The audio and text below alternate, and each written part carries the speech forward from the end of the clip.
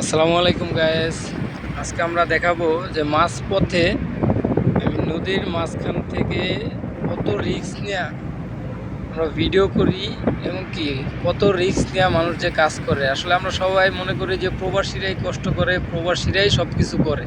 হ্যাঁ, প্রবাসীরা হয়তো বা রেভিডেন্স পাঠায়, ঠিক আছে, কিন্তু আমরা হয়তো বা রেভিডেন্স পাঠাইতে পারি না।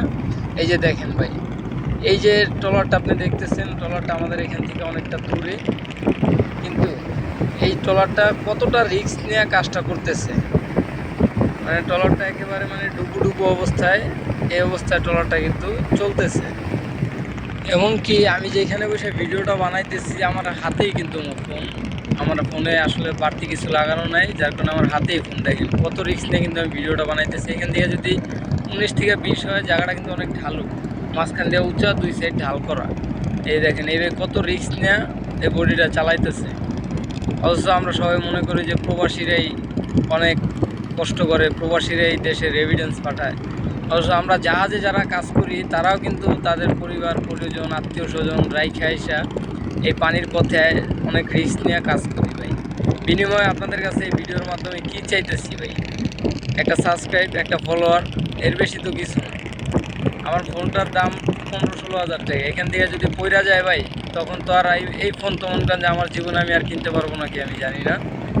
দেন কত রিস্ক নিয়ে ভিডিওটা করতেছি, অথচ এই ভিডিওতে আপনারা না করেন কমেন্ট, না দেন লাইক, যার কারণে অনেক খারাপ লাগে ভাই, বুঝতে পারছেন। আশা করি পরবর্তী ভিডিওগুলায় কমেন্ট এবং লাইকটা অন্ততপক্ষে দিয়ে যাবেন। আর যাই করেন আর না করেন, লাইক আর কমেন্টটা করে যাবেন ভাই। অনেকেই ভাবে যে পানির পথে কাজ করাটা আসলেই বোধহয় খুব সহজ, কিন্তু ভাই যতটা সহজ ভাবা হয় ততটা কিন্তু সহজ না। দেখেন এই পানির পথে আপনার চতুর্দিক দিয়ে রিস্ক আছে। আপনি হাঁটতে গেলে রিস্ক, আপনার জাহাজের সাইডে কোনো ধরনই নাই, কিছু নাই, হাঁটতে গেলে রিস্ক। তারপর রাত্রেবেলা যদি আপনি জাহাজটা চালান, সেই ক্ষেত্রে আপনার ডাকাতির একটা রিস্ক থাকে।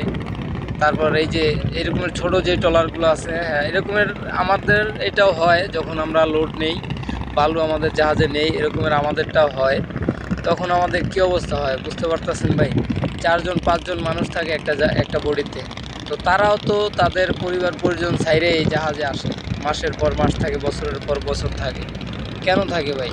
তাদের পরিবারের মুখে 2 বেলা 2 মুঠো ভাত খাওয়ার জন্যই তো, এই জন্যই থাকে। অথচ সবাই আমরা ভাবি যে প্রবাসীরা শুধু রেভিডেন্স পাঠায় ভাই।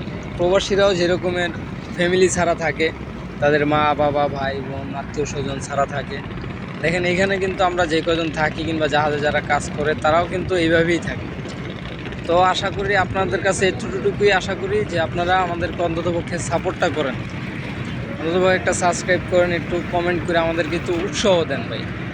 আপনাদের এই উৎসাহ পাইলে দেখা যায় যে আমরা পরবর্তীতে আরও ভালো ভালো সুন্দর সুন্দর ভিডিও আমরা আপলোড করতে পারবো ভাই।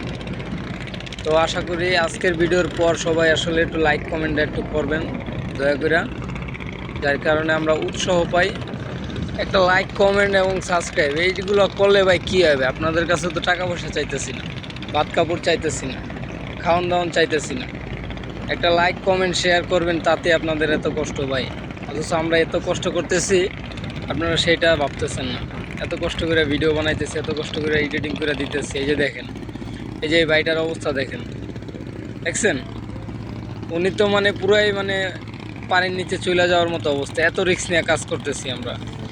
আমাদের বোটেও কিন্তু এরকমের নিচে চলে যায়, যখন আমরা লোড নিয়ে থাকি তখন আমাদের বোটেও নিচে চলে যায়। দেখেন এই মাছ নদীতে যদি তার একটা দুর্ঘটনা হয়। আচ্ছা ভাই, সবাই আল্লাহ হাফেজ।